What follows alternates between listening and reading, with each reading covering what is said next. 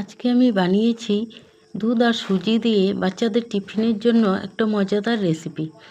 তো হ্যালো বন্ধুরা, তোমরা সবাই কেমন আছো? আশা করি ভালোই আছো। আমিও ভালোই আছি।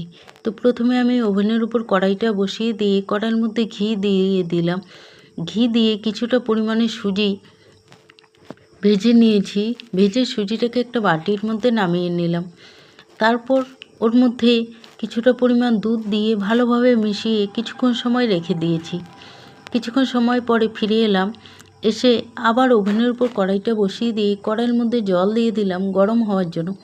যতক্ষণে জলটা গরম হচ্ছে, এদিকে দুধ আর সুজির মিশ্রণের মধ্যে আমি দিয়ে দিলাম কিছুটা পরিমাণ চিনি, 1 প্যাকেট গুঁড়ো দুধ, 1 চামচ কর্নফ্লাওয়ার আর হাফ চামচ বেকিং পাউডার দিয়ে ভালোভাবে মিশিয়ে নিয়েছি।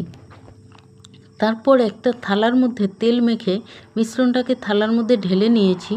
আর ওদিকে আমার জলটা গরম হয়ে গেছে। কড়াইয়ের উপরে একটা স্ট্যান্ড বসিয়ে দিয়ে মিশ্রণের থালাটাকে বসিয়ে দিলাম।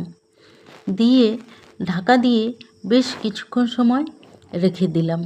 কিছুক্ষণ সময় পরে ফিরে এসে একটা কাঠি দিয়ে দেখলাম যে হয়ে গেছে। তো নামিয়ে নিলাম। এটাকে নিয়ে 1 ঘন্টার মতো ফ্রিজে রেখে দিয়েছি। 1 ঘন্টা পরে ফ্রিজ থেকে বের করে এটাকে একটা ছুরির সাহায্যে কেটে নিচ্ছি। তো দেখো দেখতে কত সুন্দর হয়েছে, খেতেও কিন্তু দারুণ হয়েছিল। তো আমার রেসিপিটা তোমাদের কেমন লাগলো? যদি ভালো লাগে তাহলে লাইক, কমেন্ট, শেয়ার এবং চ্যানেলটিকে সাবস্ক্রাইব করতে ভুলো না কিন্তু। পরের দিন দেখা হবে অন্য কোনো ভিডিও নিয়ে। ততক্ষণের জন্য টাটা, সবাই ভালো